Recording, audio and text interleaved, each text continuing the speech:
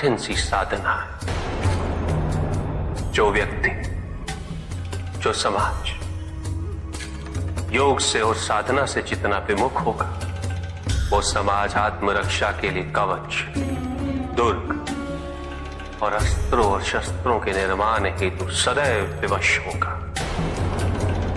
व्यक्ति के अंतर मन से शुभता जितनी ही क्षीण होती जाएगी, योग की अग्नि जितनी कम होती जाएगी, उसके जीवन में अंधकार की अग्नि भी उतनी ही प्रचंड होती जाएगी। समाज में ऐसे अभिमानी और अहंकारी व्यक्तियों की संख्या सदैव बढ़ती रहेगी पुत्र। समाज में उतनी ही तीव्रता से युद्ध और अस्त्रों के अनुनाद की दिशा में अग्रसर होगा। किंतु पिताजी, जो समाज योग शुभता से विमुख होता जा रहा है, उन्हें कैसे लौटाया जाए? प्रयत्न चाहे एकमात्र किसी के भी धरातल पे चले। जब तक सृष्टि के किसी भी अंश, जब तक एक प्राणी भी शुभता और योग के द्वारा इस समाज को संचालित करने के लिए प्रयत्नशील रहेगा, जब तक वो शुभता और योग को केवल शोभा की वस्तु नहीं समझेगा, तब तक सृष्टि में शुभता की पराजय असंभव है पुत्र। तब तक योग, बल और शुभता का समापन नहीं हुआ। परिस्थितियां कैसी भी विकट हो पुत्र, अहंकार के अंधकार का आवरण चाहे कितना भी घना हो, आध्यात्म योग और शुभता का एक लघु दीपक भी सदैव उस पर विजयी होता रहेगा। मेरा एक कथन सदैव स्मरण रखना पुत्र, मन के हारने से हार और मन की जीत में ही जीत होती है। अपने मन से शुभता और योग को तुम कभी भी विस्थापित नहीं होने देना। 3 प्रकार के शरीर होते हैं: स्थूल, सूक्ष्म और कारण शरीर। स्थूल शरीर वो है जो हमारे अंग, उपंग, जो प्रत्यक्ष, जिसे स्पर्श किया जा सकता है, और सूक्ष्म शरीर अप्रत्यक्ष, जिसे आत्मा कहते हैं, जिसे स्पर्श नहीं किया जा सकता, किंतु उसकी अनुभूति अवश्य होती है। मृत्यु में स्थूल शरीर का अंत होता, किंतु आत्मा का नहीं होता, और आत्मा के चारों ओर एक शरीर और होता है, जो चेतन, अवचेतन और अचेतन मन का अवशेष होता है। अतृप्त इच्छाओं का और वासनाओं का कोश होता है, और यही तीसरे प्रकार का कारज निमित्त बनता है अगले जन्म का।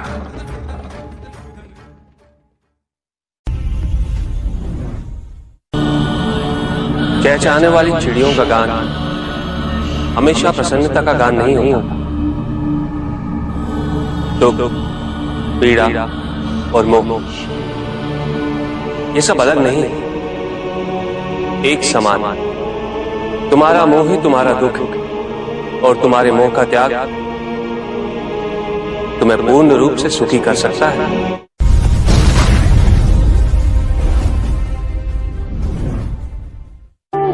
पूजित का साक्षात सामने होना मन को भटकने नहीं देता, किंतु जो सच्चे भक्त हैं, भगवान तो उनके मन में, उनके हृदय में निवास करते हैं। जिनके हृदय में श्रद्धा है उनके लिए पूजा करने हेतु अपने आराध्य का साक्षात सामने होना अनिवार्य नहीं।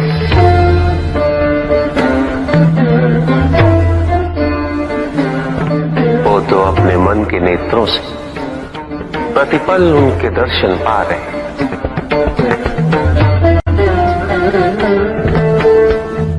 उनकी प्रत्येक अनुभूति में भगवान है।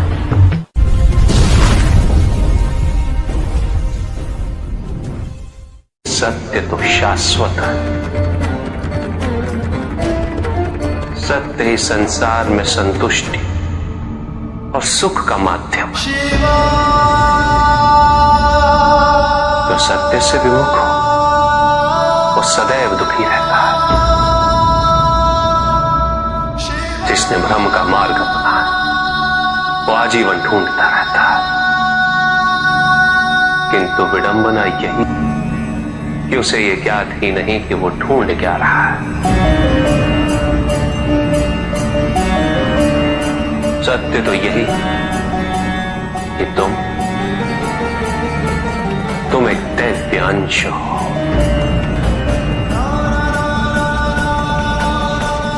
जन्मोपरांत तुम सबने अपने आप को केवल मनुष्य मान लिया और यही विस्मरण तुम्हारे कष्टों का कारण है। तुमने अपने शरीर को ही सत्य माना। लोभ, भय, शंका, असुरक्षा, छल, इन सब को अपने जीवन का आधार बना लिया।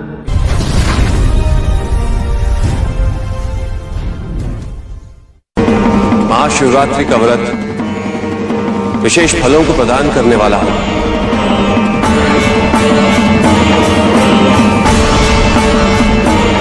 इस व्रत को रखने से पुरुषों की सारी मनोकामनाएं पूरी हुई।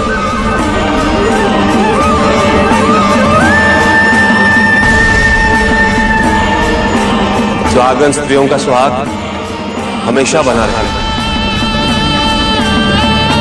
और कुंवारी लड़कियों को मनचाहा वर मिलेगा।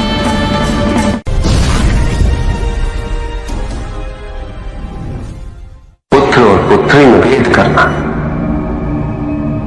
उचित नहीं, किंतु तब भी कुछ व्यक्ति ऐसी मूर्खता कर बैठते क्योंकि वो कन्या की महिमा से अपरिचित है, क्योंकि वो ये समझ ही नहीं पाते कि कन्या का सम्मान करना प्रत्येक व्यक्ति का धर्म है, क्योंकि कन्या जीवनदायिनी है, वो जननी है और जननी तो केवल सत्कार के योग्य होती है, उपेक्षा की नहीं, उसका तिरस्कार नहीं किया जाता। एक कन्या विवाह के पश्चात दो कुलों को जोड़ती है। परिवार की स्थापना है तो एक कन्या की भूमिका पुरुष से कहीं अधिक महत्वपूर्ण होती है। और जब परिवार से परिवार जुड़ते हैं तो समाज की स्थापना होती है।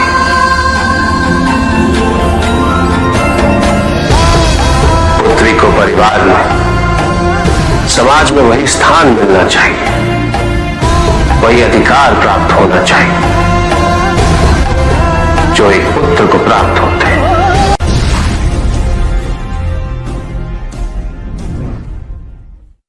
प्रेम क्या है? बताइए महादेव, कृपया बताएं कि प्रेम का रहस्य क्या है? क्या है इसका वास्तविक स्वरूप? क्या है इसका भविष्य?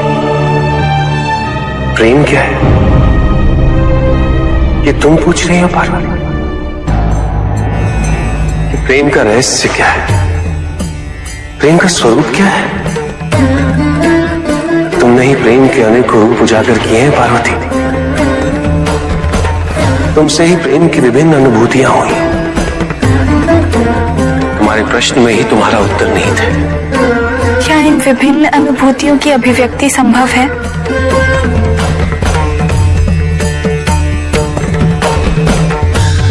सती के रूप में जब तुम अपने प्राण त्याग मुझसे दूर चली गई,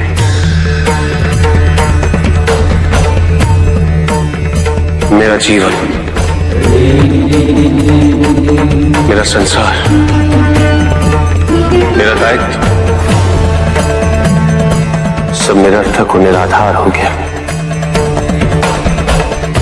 मेरे नेत्रों से अश्रुओं की धाराएं बहने लगी। अपने से दूर कर तुमने मुझे मुझसे भी दूर कर दिया पार्वती।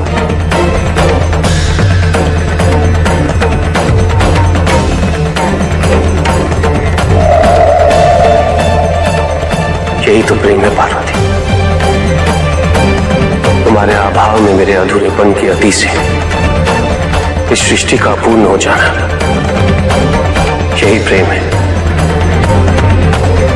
तुम्हारे और मेरे पुनः मिलन करवाने हेतु इस समस्त ब्रह्मांड का हर संभव प्रयास करना, हर संभव षड्यंत्र रचना।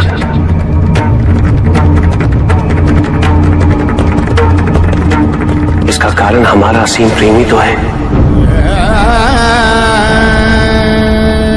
तुम्हारा पार्वती के रूप में पुनः जन्म लेकर मेरे एकाकीपन और मुझे मेरे वैराग्य से बाहर निकलने के लिए विवश करना और मेरा विवश हो जाना, ये प्रेम ही तो है।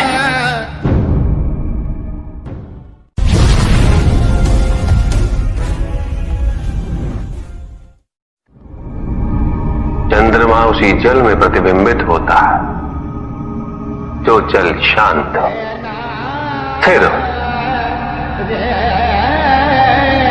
यही तो समस्या होती है मन की। मन कभी भी शांत नहीं हो पाता है।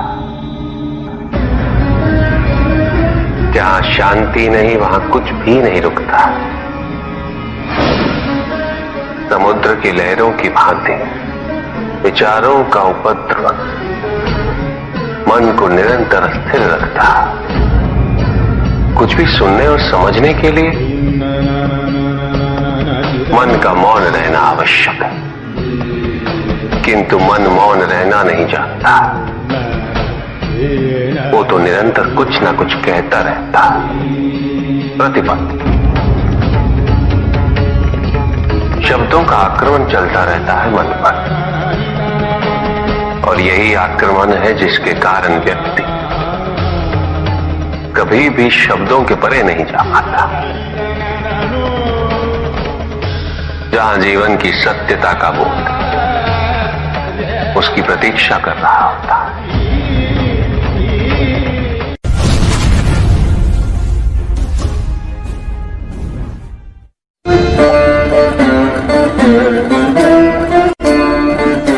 मैं वो हूं जो नहीं है,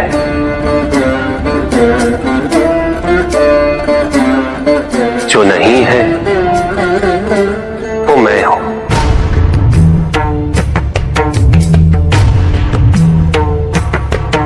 चिरकाल तक सभी को यह स्मरण रहे, जब आप में श्वास है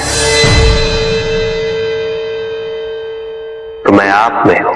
देव देव महादेव शिवा, देव देव। और जिस क्षण आप में श्वास नहीं देव देव तब आप मुझ पे। देव शिवा, देव देव।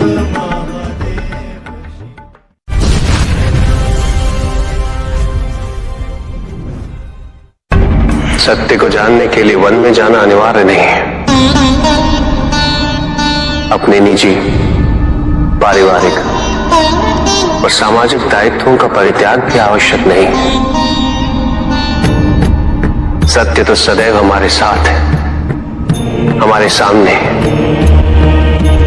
किंतु हम स्वयं धीरे धीरे उस पर अपने क्रोध, अपने अहम, भय, विचार और महत्वाकांक्षाओं जैसे कई आवरण चढ़ा देते हैं। सत्य हमसे नहीं, हम स्वयं सत्य से दूर हो जाते हैं।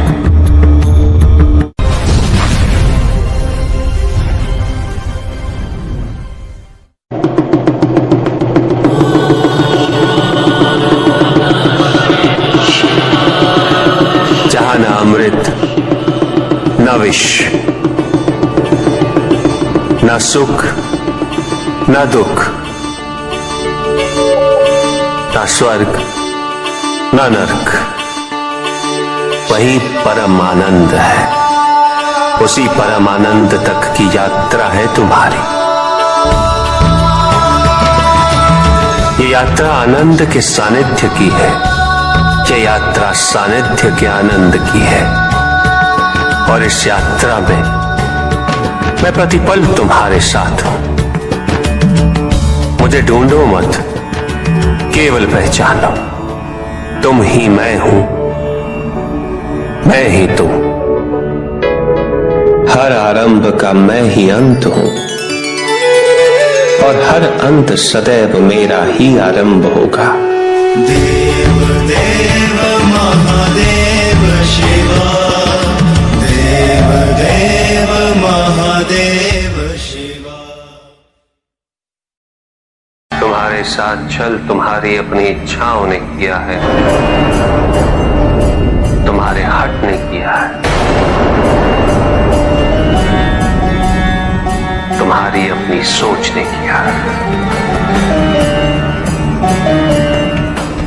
ये रहस्य नहीं कि प्रत्येक आत्मा मुक्ति की इच्छुक होती है। जो मरता है वो है पंचभूतों से निर्मित शरीर।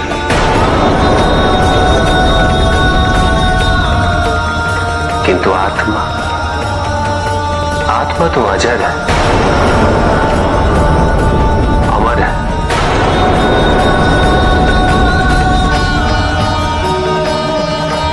जिसकी यात्रा मोक्ष पर संपूर्ण होगी।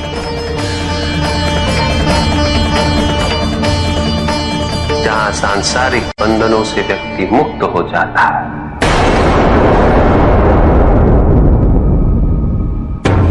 सारी इच्छाएं लुप्त हो जाती। किंतु तुमने तो कभी सत्य की खोज ही नहीं की। तुम तो सदैव उन तत्वों को ढूंढते रहे जो तुम्हारे अहंकार के पोषण हेतु आवश्यक थे।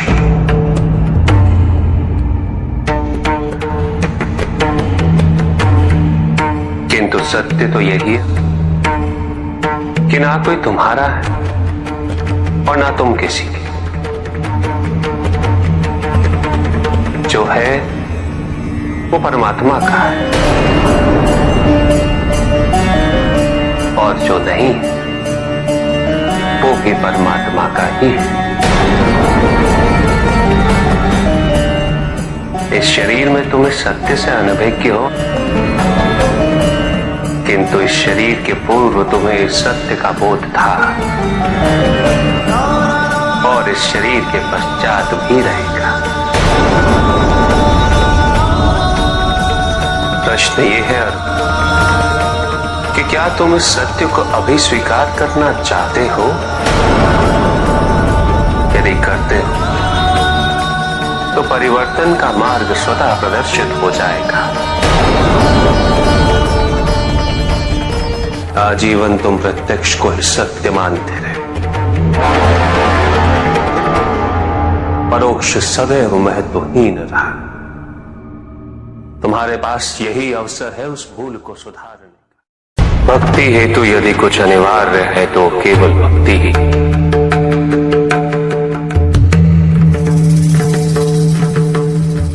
किंतु प्रश्न ये है कि क्या आपकी भक्ति संपूर्ण है? विश्वास और भ्रम के बीच की रेखा अत्यंत महीन होती है।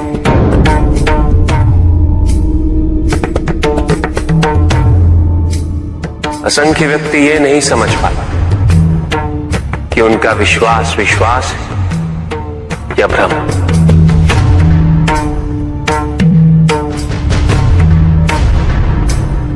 मुझ तक पहुंचने के लिए किसी और की आराधना अनिवार्य नहीं। मेरे मेरे सच्चे भक्त तो मुझे किसी भी रूप में पूज सकते, किसी भी रूप में प्राप्त कर सकते। ओम नमः शिवाय। पुरुष और प्रकृति एक है, वो कभी पृथक नहीं हो सकते। शक्ति शिव के बिना अधूरी है,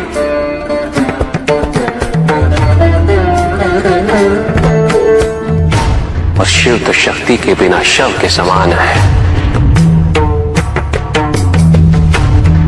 शिव शक्ति पुरुष प्रकृति का संतुलन सदैव अनर्थकारी सिद्ध हुआ।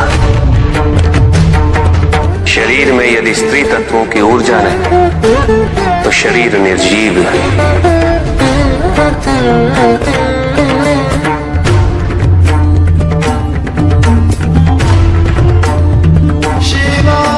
शक्ति और शिव के संपूर्ण रहस्यों को समझ लेना भक्ति, ज्ञान और तपस्या की पराकाष्ठा है।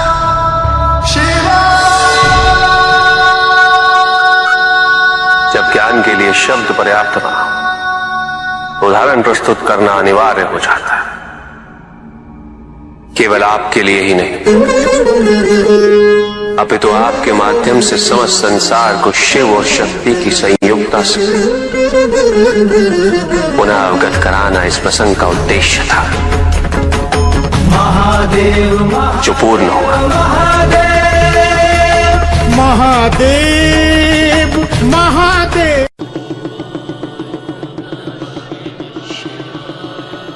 जहां न अमृत न विष, न सुख न दुख, न स्वर्ग न नरक, वहीं परम आनंद है। उसी परम आनंद तक की यात्रा है तुम्हारी। ये यात्रा आनंद के सानिध्य की है, ये यात्रा सानिध्य के आनंद की है। और इस यात्रा में मैं प्रतिपल तुम्हारे साथ हूं। मुझे ढूंढो मत, केवल पहचानो, तुम ही मैं हूं, मैं ही तुम। हर आरंभ का मैं ही अंत हूं, और हर अंत सदैव मेरा ही आरंभ होगा। देव देव महादेव शिवा। पंडित महोदय को अपने अंतिम उत्तर का तात्पर्य बताओ।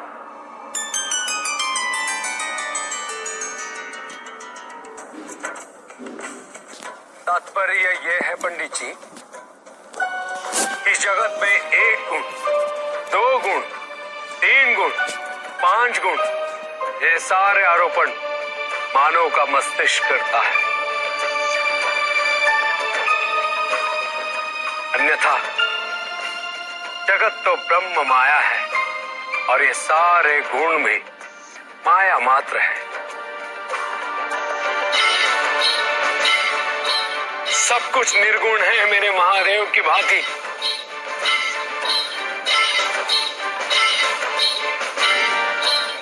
और गुण तो मात्र लीला का नाम है। साधु साधु साधु साधु। किंतु प्रभु, ऐसा कोई ज्ञान तो इस संसार में है ही नहीं।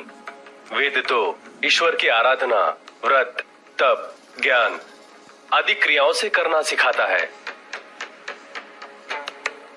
तो फिर निर्गुण वाली बात सत्य कैसे हो सकती है? वेद में ही सारा ज्ञान है पंडित महोदय।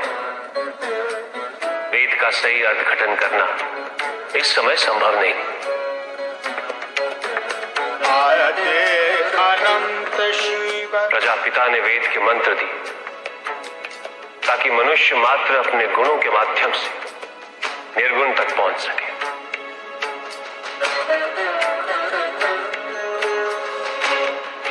किंतु आप सब गुणों की मीमांसा में ही रुक गए। प्रश्न भी आपका और उत्तर भी आप ही का।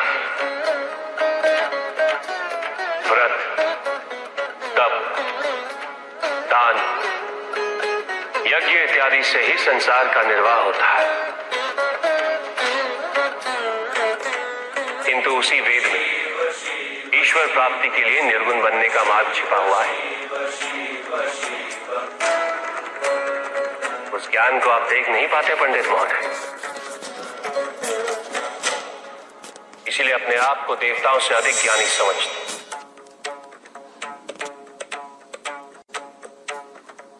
पंडित महोदय, ज्ञान का भ्रम अज्ञानता का प्रथम लक्षण है। इस प्रकार भरे हुए पात्र में कुछ नहीं समाता, उसी प्रकार ज्ञान के अहंकार से भरे मन में अधिक ज्ञान नहीं समाता।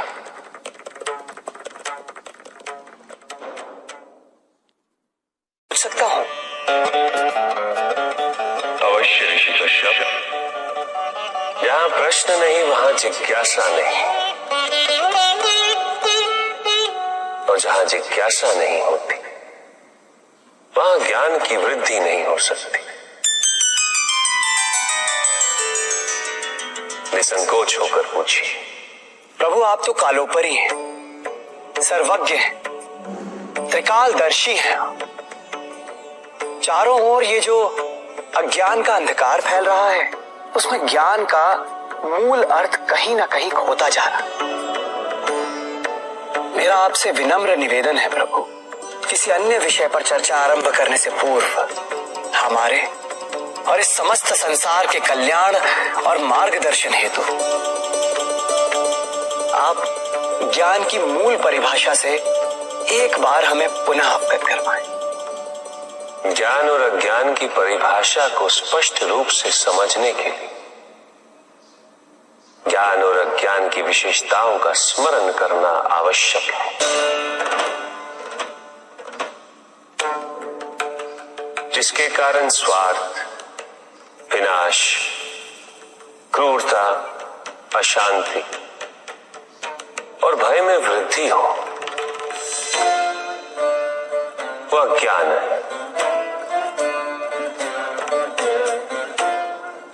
किंतु जो व्यक्ति को उदार, निर्भीक, सहनशील और विनम्र बनाए, वही ज्ञान है। अज्ञान की शक्तियां दुरुपयोग करने हेतु प्रेरित करती हैं, किंतु जो अपनी शक्तियों और अपने सामर्थ्य के प्रति अपने उत्तरदायित्व को समझाए, जो न केवल अपने अपितु अपने से पहले संसार के उद्धार हेतु प्रोत्साहित करे, वो ज्ञान है। ज्ञान का मूल उद्देश्य ही परोपकार है, सृजन है। दूसरों की भावनाओं को समझना, उनका आदर करना, यही ज्ञान है।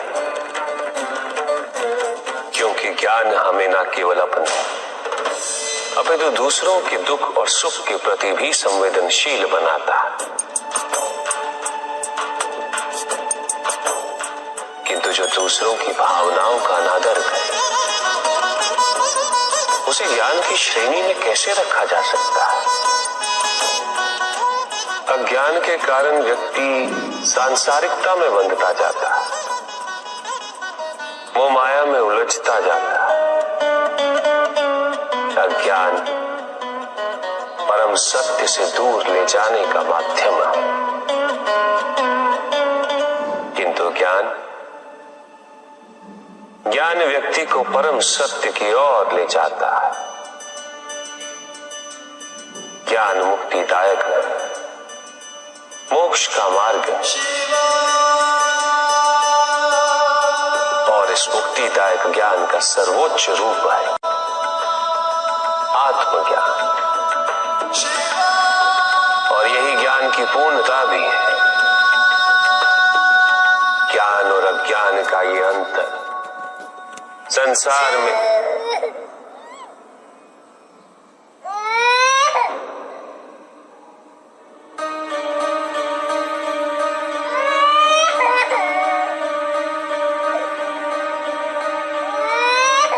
ऋषि कश्यप, ये तो किसी शिशु का क्रंदन है।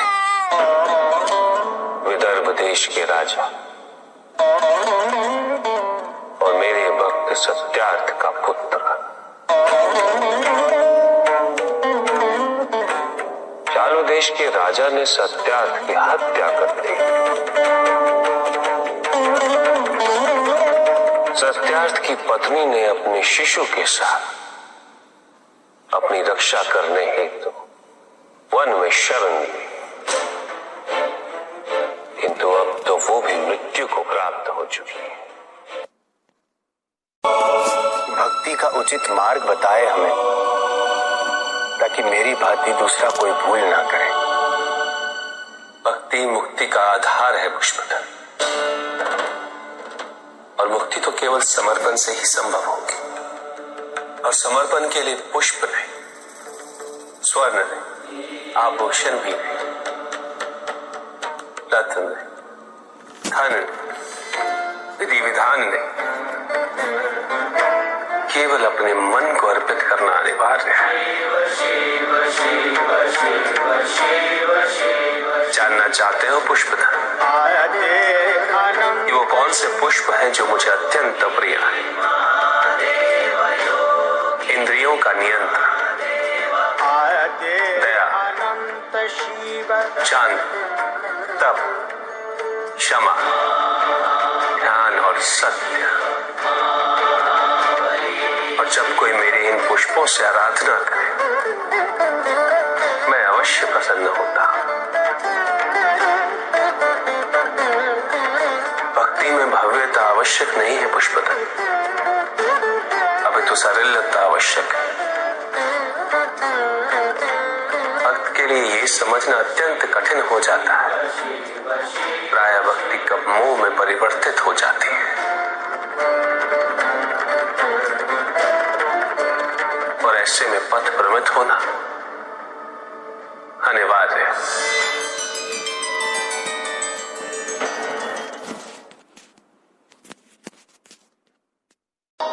किंतु पिताजी, कुछ व्यक्ति अहिंसा का व्रत कर रहे हैं, किंतु अधिकांश व्यक्ति तो अस्त्रों शस्त्रों से सुसज्जित होकर घूम रहे हैं।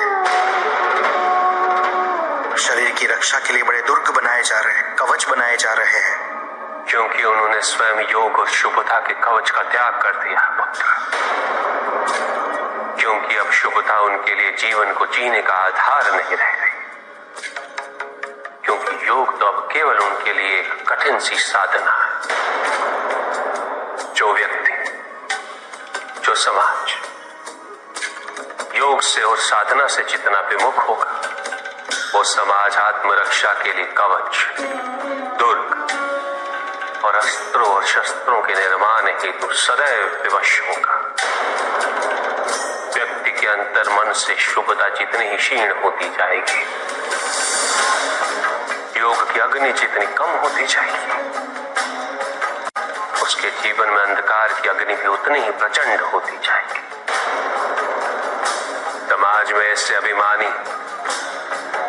और अहंकारी व्यक्तियों की संख्या सदैव बढ़ती रहेगी पुत्र।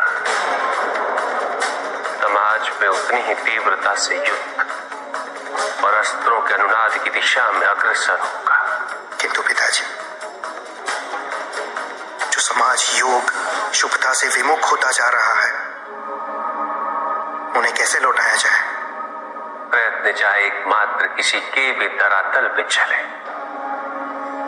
जब तक सृष्टि के किसी भी अंश, जब तक एक प्राणी भी शुभता और योग के द्वारा इस समाज को संचालित करने के लिए प्रयत्नशील रहेगा,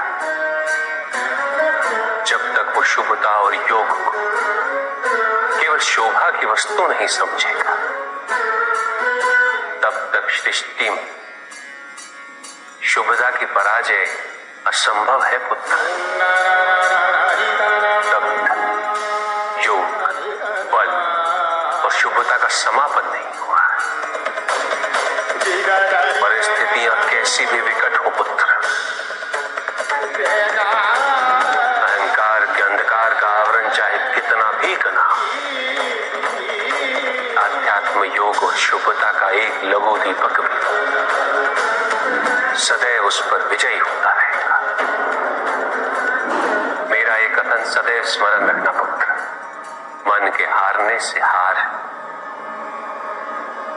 और मन की जीत में ही जीत होती है। अपने मन से शुभता और योग को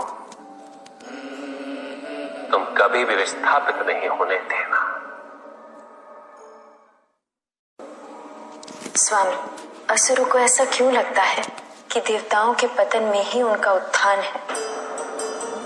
क्यों वो दोष अपने आचरण में नहीं देख पाते? स्वामी, असुर समाज इस प्रकार कभी भी स्थिरता प्राप्त नहीं कर सकेगा। हाँ पार्वती, किसी का पतन किसी के उत्थान का आधार नहीं बन सकता। उत्थान तो व्यक्तिगत होता, आंतरिक होता। जब किसी समाज में प्रत्येक व्यक्ति इस आंतरिक उत्थान के लिए अग्रसर, तभी समाज में परिवर्तन वास्तविक रूप से संभव है। प्रतिशोध में हिंसा जितनी क्षति किसी दूसरे को पहुंचाती है पार्वती, उससे कहीं अधिक क्षति स्वयं को पहुंचाती है। असुरों ने सदैव केवल यही देखा कि उनके साथ अन्याय हो रहा है। उन्होंने परिस्थितियों और व्यक्तियों को दोष देकर प्रतिशोध लेने का प्रयास किया, किंतु किसी ने कभी ये नहीं सोचा पार्वती कि जिसे वो अन्याय समझ रहे या वास्तविकता में वो अन्याय है भी या नहीं, और यदि अन्याय है तो उसके कारण क्या। असुरों ने कभी भी अपने अंतर मन में झांक कर नहीं देखा कि क्या कभी उनसे भी कोई भूल हुई थी। आत्मविश्लेषण का कभी कोई प्रयास नहीं किया। उन्होंने सदैव केवल यही समझा कि त्रिदेव ने और देवताओं ने उनके साथ विश्वासघात किया, किंतु उन्होंने अपने द्वारा किए गए विश्वासघात पर कभी विचार नहीं किया। उन्होंने जब भी जो भी वरदान मांगा है उन्हें अवश्य प्राप्त हुआ है, किंतु विडंबना देखो, उन्होंने उन वरदानों का सदैव दुरुपयोग ही किया। व्यक्तिगत कारणों के लिए, महत्वाकांक्षाओं की पूर्ति के लिए, तो केवल अविश्वास से आती है। स्थिरता के लिए विश्वास अनिवार्य है। विश्वास और शांति की निरंतरता बनाए रखना कैसे संभव है? इस नकारात्मकता का प्रसार हम कैसे रोकें प्रभु? केवल इस जागरूकता से कि सब कुछ अहम से संबद्ध नहीं। जब भी किसी व्यक्ति के कार्य में अहम भाव प्रबल हो तो अहंकार, व्यक्ति जैसा भी हो, उसे अस्तित्व केवल वैसा ही प्राप्त होता है। व्यक्ति यदि अपने कर्मों के लिए अपने को उत्तरदायी समझे तो स्वतंत्र था। जब तक व्यक्ति किसी और को उत्तरदायी समझेगा तब तक वो निर्भर रहेगा। व्यक्ति यदि ये सोचे कि उसके दुख का कारण कोई और है तो सुखी कैसे रह पाएगा?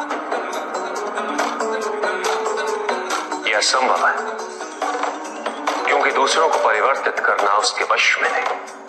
वो तो केवल अपने आप को परिवर्तित कर सकता है। यही एक स्वतंत्रता है उसके पास। जो पीड़ा है, जो कष्ट है, व्यक्ति के अपने फल है, अपने निर्णय के फल।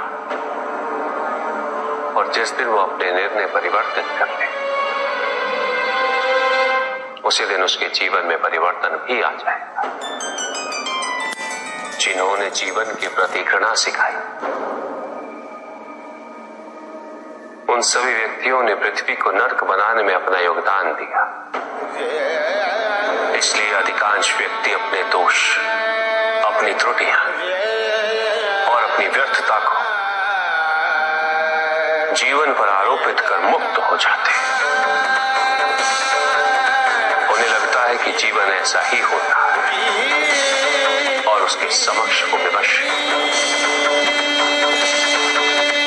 वो ये नहीं समझते कि वो जिन प्रवृत्तियों को लिए, वो प्रवृत्तियां दुख को जन्म देने वाली वृत्तियां हैं। वो अपनी अज्ञानता की गहराई से अनभिज्ञ है और वो अपने अहंकार में ये स्वीकार नहीं कर पाते कि वो तो कुछ जानते ही नहीं। अहंकार सर्वज्ञता का भ्रम उत्पन्न करता है।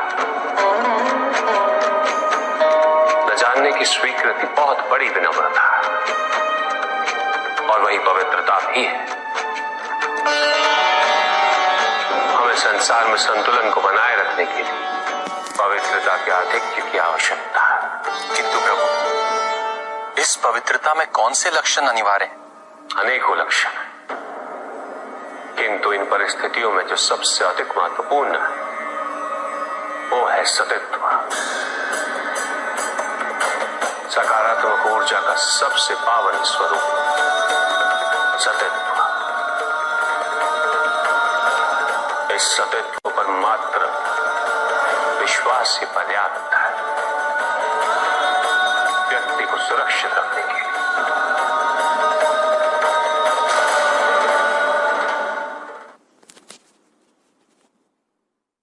युद्ध किसी व्यक्ति से नहीं गणेश, मानसिकता से होता है। युद्ध में संघर्ष अच्छाई या बुराई का नहीं होता, सभी में अच्छाई है और बुराई भी है पुत्र। युद्ध तो विचारधाराओं का होता है। व्यक्ति अपने पराक्रम पर, अपनी क्षमता पर विश्वास कर युद्ध करता है और जब उस विश्वास को क्षति पहुंचती तो सब कुछ निरर्थक प्रतीत होने लगता है। किंतु आपसे पराजित होकर भी लोहिता क्यों नहीं समझ रहा? उसे अपनी स्वतंत्र इच्छा का उपयोग कर उचित मार्ग पर चलने का प्रयास करना चाहिए। व्यक्ति अपने को खो दे समझती है, व्यक्ति अपने को समर्पित कर दे, छोड़ दे अहंकार को तो भ्रम की इच्छा ही पूर्ण होती है और अभी भी वही फलित हो रही है। ऐसा नहीं है कि हम उससे भिन्न फलित करा लेंगे, लेकिन व्यक्ति भिन्न फलित कराने में लड़ेंगे, टूटेंगे, नष्ट हो। एक नदी में एक बार बाढ़ आ गई पुत्र। दो छोटे से तृण उसमें बह रहे थे और उसमें से एक नदी में तिरछा पड़ गया और वो बाढ़ को रोकने का प्रयास कर रहा था। वो अत्यंत ऊंचे स्वर में कह रहा था कि नदी को आगे नहीं बढ़ने देगा। यद्यपि नदी तो बस बढ़ती ही जा रही थी। वो फिर ऊंचे स्वर में यही कह रहा था कि मैं इसे अवश्य रोकूंगा, यद्यपि रोक नहीं पा रहा था। नदी को तो उसके संघर्ष का कुछ भी पता नहीं चल रहा था, किंतु नदी को उसके होने या ना होने से क्या अंतर? उस कण के लिए तो यह अत्यंत महत्वपूर्ण था। उसका जीवन तो संकट में था। वो तो बस बहे जा रहा था। वो जहां भी पहुंचता, किंतु उसे पहुंचना तो संघर्ष करके ही था।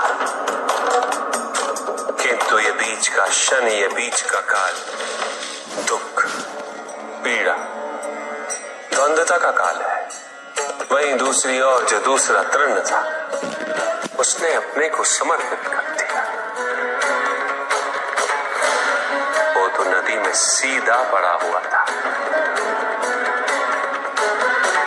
नदी के प्रवाह के साथ साथ बहता जा रहा था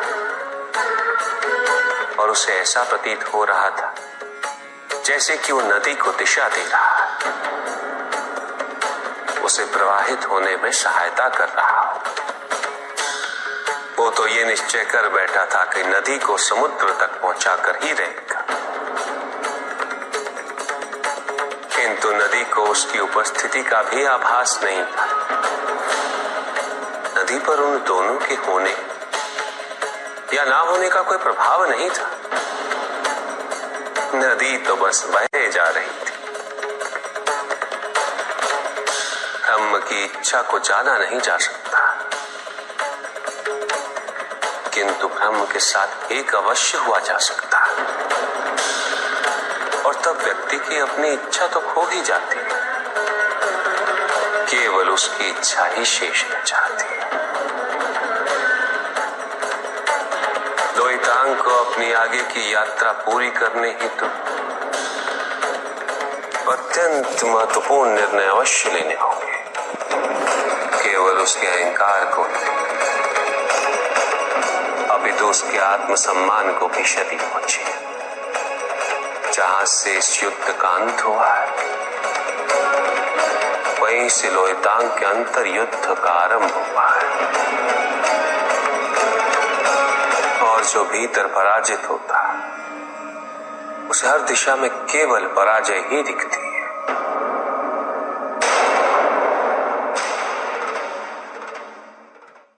भैया भी आपकी भांति तपस्या करते हैं, और वो कह रहे थे कि जिसके पिता स्वयं योगेश्वर और माता आदि शक्ति पार्वती हो, उसका तपस्वी होना पूर्व नियत ही नहीं, अपितु उसका धर्म होता है।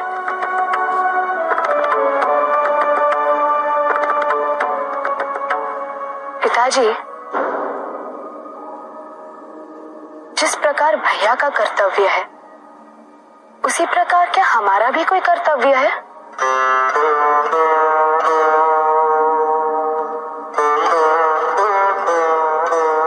अवश्य है पुत्री।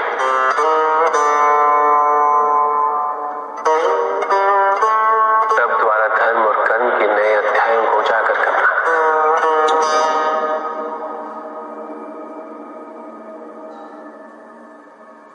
किंतु आप महादेव हैं और हम आपकी पुत्री।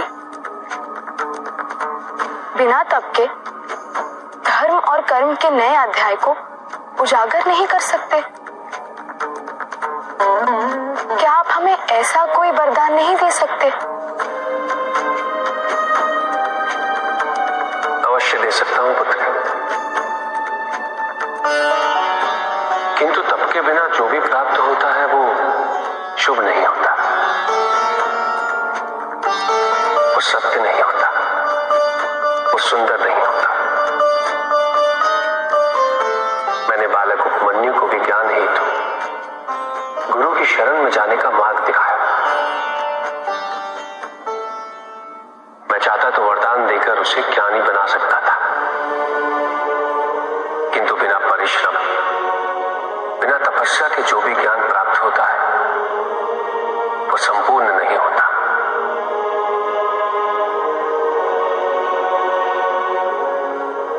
तुम्हें सभी सुखों की प्राप्ति होगी, किंतु तपस्या के बिना समस्त संसार भी मिल जाए वो व्यर्थ है।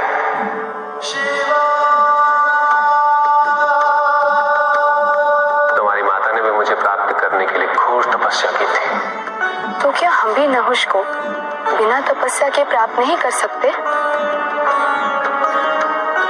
अवश्य प्राप्त कर सकते हैं, किंतु तपस्या के पश्चात नहुष को प्राप्त करने का सुख कुछ और ही होगा पुत्री। उस संबंध की परिपक्वता अतुलनीय होगी। उस विवाह से तुम जिन महान दायित्वों की पूर्ति करने जा रहे हो, उसका मार्ग तपस्या से ही प्रशस्त होगा।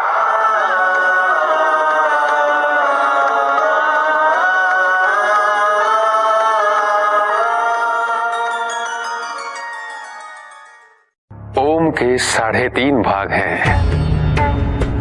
इन सभी की संधि से ओम का उच्चारण होता है। पहला भाग है बोलिए, मेरे साथ बोलिए और मुझे बताइए कि आपको स्पंदन की अनुभूति कहां हुई।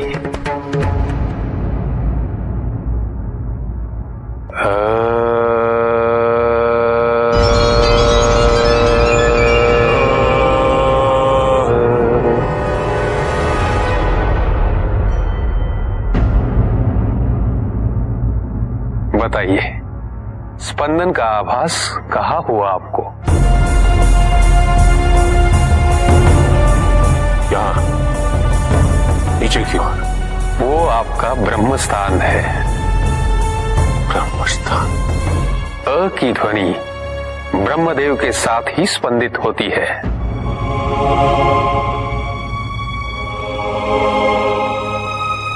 दूसरा भाग है ऊ।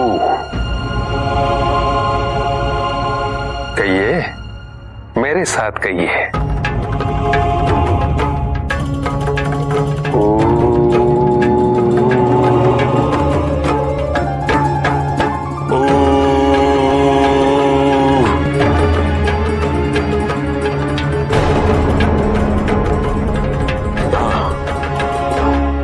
नाभि से यहां तक। वो विष्णु स्थान है। आपके शरीर का केंद्र। ऊ की ध्वनि नारायण से स्पंदित होती है। और तीसरी है म।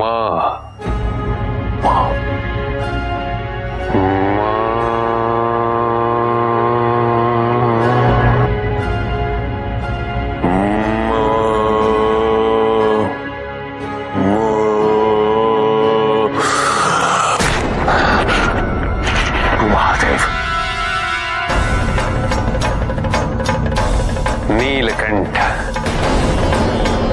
हम सभी के कंठों में वास करते हैं वो। केवल हमें उनका आह्वान करना आना चाहिए।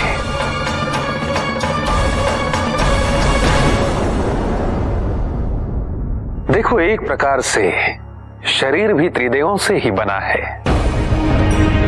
अ से उत्पत्ति होती है, स्वनिर्माण का स्थान है। ऊ भरण पोषण करता है, पूरक है।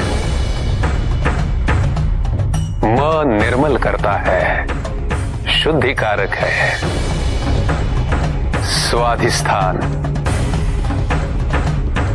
मणिपूरक, विशुद्धि।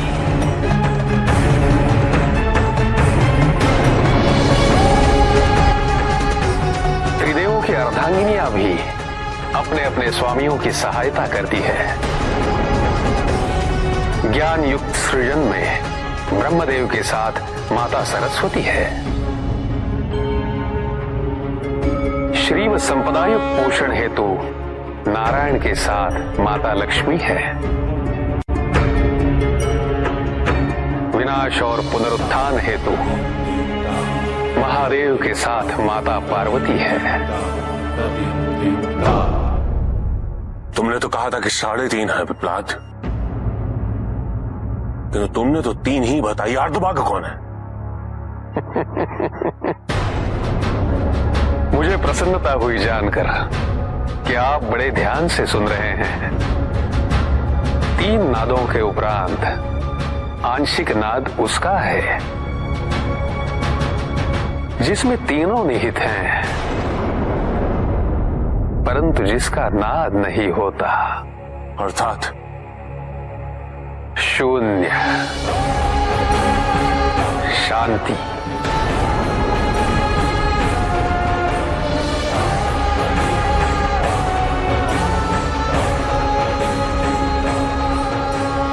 क्या आप ओम का उच्चारण कर उसकी अनुभूति करना चाहेंगे?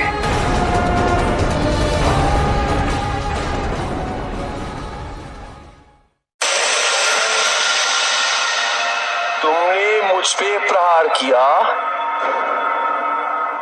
तुम्हें ज्ञात नहीं है इस अपमान का परिणाम कितना विनाशकारी होगा।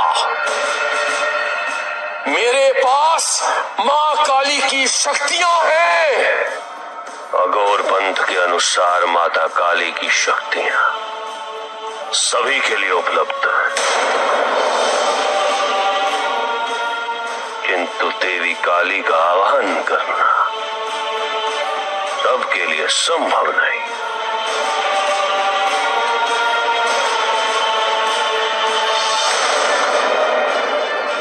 संभव नहीं, आवाहन करना संभव नहीं। मूर्खम मूर्खम मूर्खम। माता काली हमारे द्वारा रचे गए यंत्र में बंधक है, बंधक।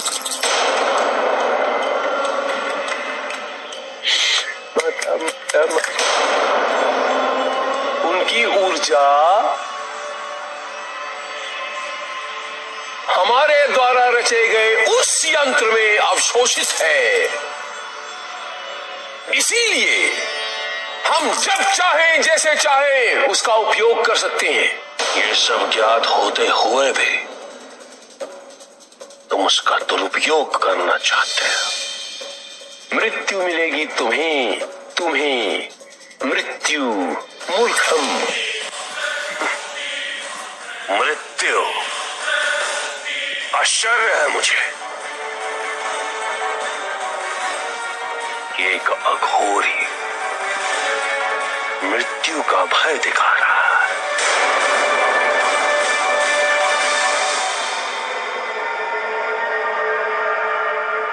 किंतु मुझे प्रसन्नता है कि तुमने अपनी वास्तविकता का प्रमाण दे दिया, सिद्ध कर दिया तुमने।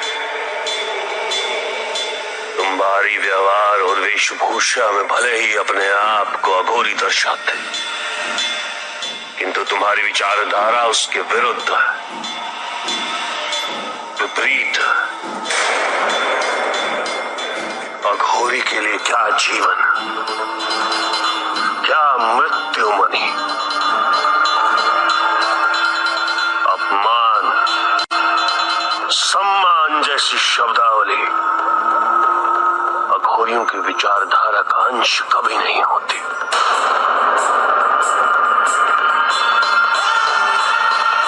अघोर का अर्थ है कि वो जो घोर ना हो,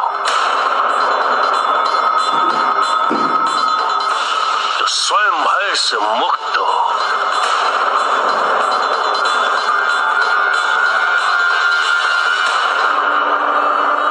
सरल जीवन, सहज विचार जिसके प्रमाण हो,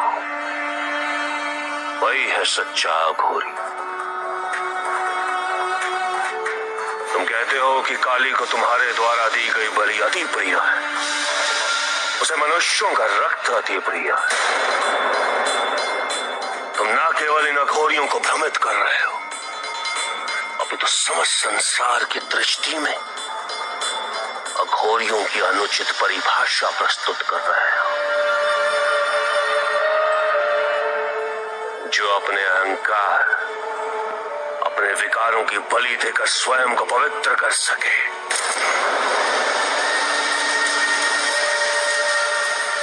वही है सच्चा अघोरी।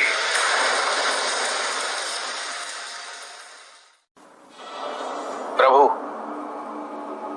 क्या संसार में केवल सुख का होना संभव नहीं है?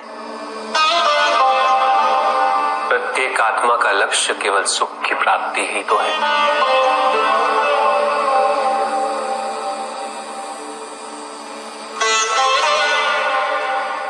परमानंद की प्राप्ति, किंतु हम सुख नहीं, सुख को प्रदान करने वाली वस्तुओं को एकत्रित करना ही जीवन का उद्देश्य मान लेते हैं। ये समस्त संसार माया है, सब कुछ नश्वर है।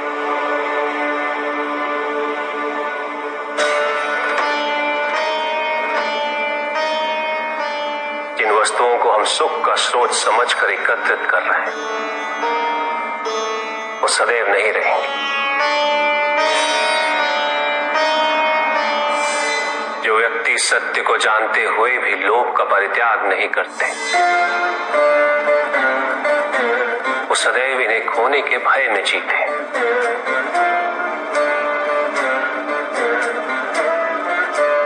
और जो व्यक्ति सत्य को जानते ही नहीं, वो अहंकार में जीते।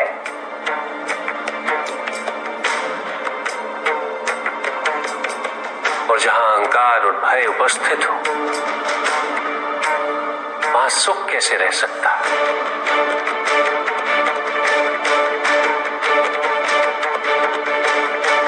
किसी को ये दुख है कि उसके पास कुछ भी नहीं, और जिसके पास सब कुछ है, उसे ये दुख है कि पाने को कुछ शेष नहीं। सुख को हम स्वयं अपने दृष्टिकोण से परिभाषित कर देते हैं, जबकि वास्तविकता इससे भिन्न है।